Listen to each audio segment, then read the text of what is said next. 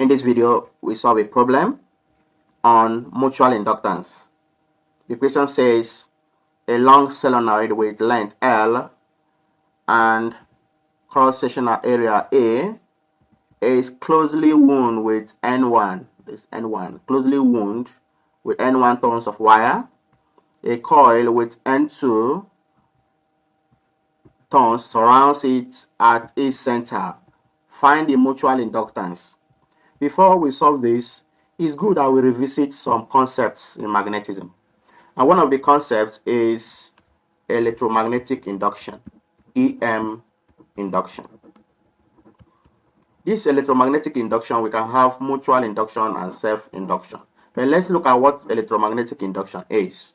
This is a process of generating EMF. EMF is electromotive force across electrical conducting substances. Let's say as across electrical conductor.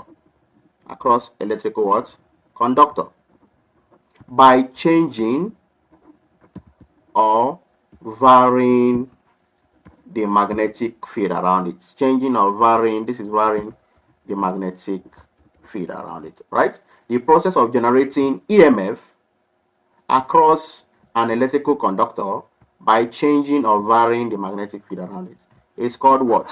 Electromagnetic induction. And I've said that we can have self-induction and what? Mutual induction.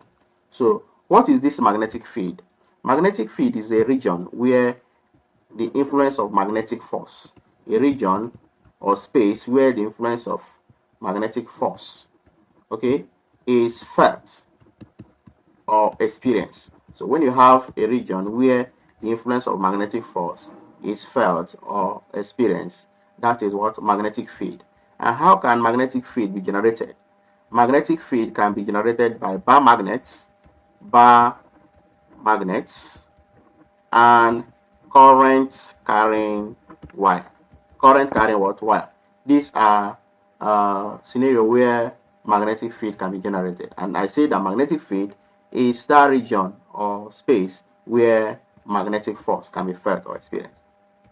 So the line which describes this magnetic field is called magnetic lines of force. It's called what? Magnetic lines of force, right? So the lines that describe this magnetic field, they are called what? Magnetic lines of what? Force. So these are basic magnetism, right? So our interest is to solve this problem.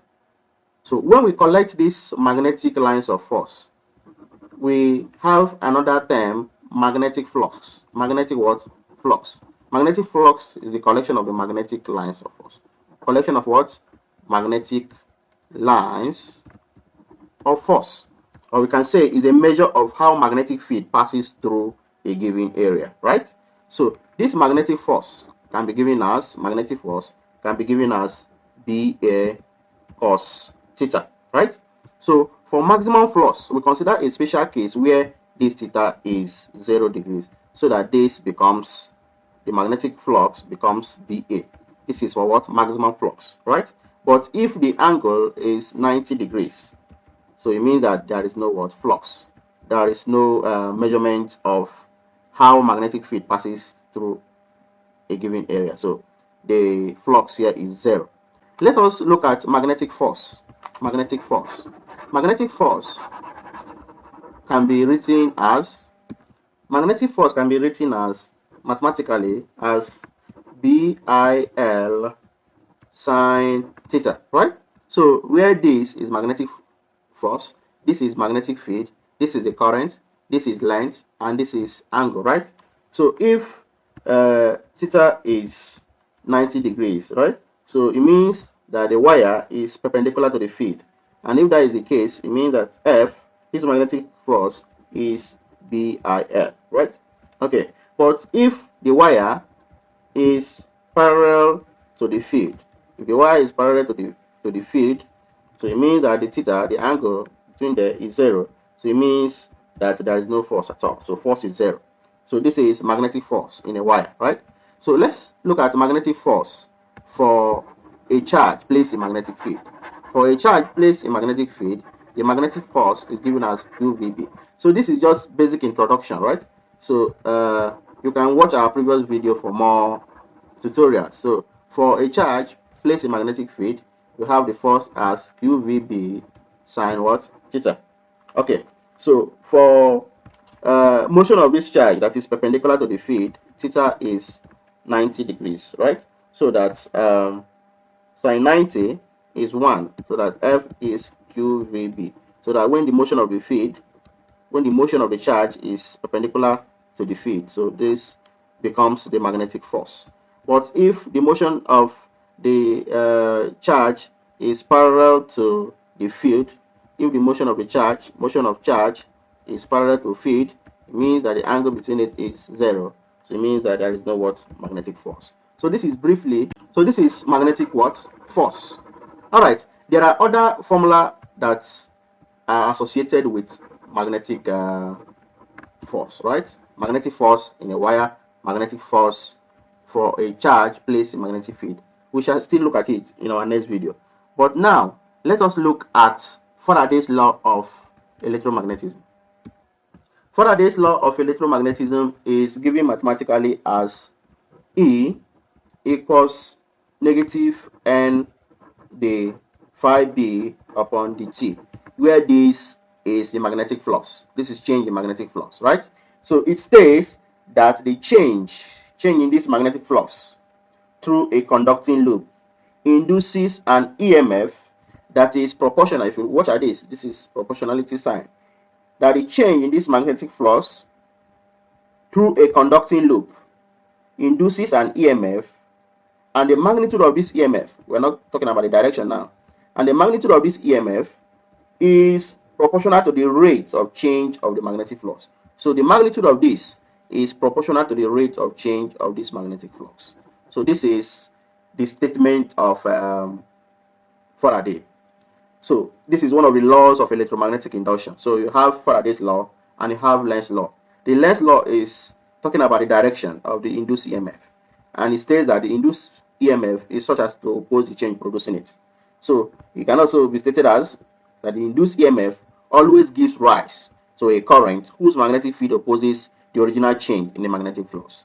So because of this negative sign. So this is the formula for Faraday's law of what? Electromagnetism. It means that if you know the number of turns in the coil and the magnetic flux is given, you can always differentiate the magnetic flux with respect to time. Then you find the product of this. Then you calculate the induced EMF. All right. Now let us look at the concept of mutual and self-inductance, because this problem is asking for mutual inductance. So I've introduced this when I briefly mentioned what electromagnetic induction is. I said before now that electromagnetic induction is the process of generating EMF across an electrical conductor by changing or varying the magnetic flux around it. So let us look at mutual inductance. So we look at mutual inductance, we solve this problem. So after this problem, we can also solve a problem that has to do with self-inductance. Of course, from the word mutual, we can say that mutual inductance, often represented with capital M. Okay, so just how effectively one coil induces EMF in another coil. Mutual inductance measures how effectively one coil induces EMF in another coil. So when you have, look at this coil now. This is a coil, and let's say a current I passes through this coil. So of course a current carrying wire has magnetic field around it. So when current passes through this, magnetic field is created around this first wire of N turns. So, and it creates another magnetic field around this wire because they are linking together. So the concept of mutual inductance. So we're now saying that it measures how effectively one coil, in this case now, this one of N1 turns, induces EMF in this in this second coil of N2 turns. So it means invariably that if current passes through this, it generates EMF, okay, that influences this. So mathematically, we can say that this mutual inductance is given as N2. This is symbol for magnetic flux, This is 2, this is 1 upon 1. So let's explain this. So it means that if you want to calculate the mutual inductance, we are saying that mutual inductance measures how effectively one coil induces EMF in another coil. So the another coil now will be the second coil of N2 turns. So, and if that is the case, we consider the magnetic flux on that second coil due to the flux on the first one. Okay, and it doesn't stop at that. Of course, you know that this is 1 and this is 2. So it doesn't stop at that. The current that passes through the first coil of N1 turns is I1. So you quickly notice that this formula summarizes what mutual inductance is. This is the inductance, okay, that happens on the second coil due to the first coil. This is the second coil, right? And this is the magnetic flux of the second coil now, right, of N2 turns due to the magnetic flux of the first coil. Okay, and this occurs because there was current flow in the first coil. So when current flows through a coil, EMF is induced. So magnetic field is generated and it induces another magnetic field here, right? Which now produces EMF. So this is the expression for this mutual inductance. So we can have another variation. We can have that MI1 equals N2 theta 2 1. So I've explained what this is. All right. So as this induces EMF here, we can now find the expression for that induced EMF. So since we are considering the EMF induced in this second coil of N turns, let me write it of N2 turns. So according to Lenz's law, this now will be, this is minus M, this is the I upon the T. All right. So this is the I1 because the induced EMF here, which is occurring at this coil of N2 turns, is as a result of the current that passes through the first coil. So this is the formula for finding the induced EMF for the second coil. If we want to find the induced EMF for the first coil, it's just opposite. So say induced EMF for the first one will now be minus M the I2 upon the T. So the induced EMF in this one should be as a result of the current that passes through the N2 turns here. So this formula is very important. So with this now, we can quickly solve this problem before us. The problem says a long solenoid with length L and cross-sectional area A is closely wound with N1 turns of wire. A coil with N2 turns surrounds it at its center. Find the mutual inductance M. So in order to solve this problem now, right? So pay attention to this problem because we're already solving it. So this is a solenoid. A solenoid is a coil of wire, right?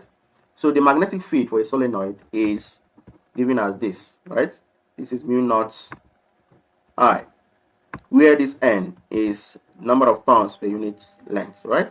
Okay. So if you notice, if we want to consider the magnetic field along this first solenoid, we have that B1 is mu naught. In this case now I can write N upon Li. So we a kind of take that the length for this now will be L1. Okay, the length for this first coil is what? L1. So and this is N1, the number of turns. So we now expect that the current that flows through this is what? The current that flows through this is I. All right. So we can still say that the current that flows through it is what? I1. Right. So let's forge ahead. So what will be the magnetic flux? So the magnetic flux now will be, okay, this is magnetic flux. Magnetic flux, okay, maximum magnetic flux is B dot A, okay, the product of this and the area. So, and we can have something like this, and this is mu naught N1 L1 I1 A. So this is the magnetic flux along this first wire. So I can say magnetic flux along this first wire, right? Okay, so now let us look at the total number of flux linkage. So the flux linkage with the N2 turns coil.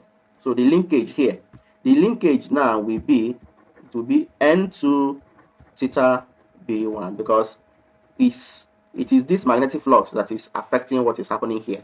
Okay, the magnetic flux due to this first coil is what is influencing this. So this is the total linkage, and if you remember, this total linkage is what we now equated as in our previous discussion as, so we equated it as MI1.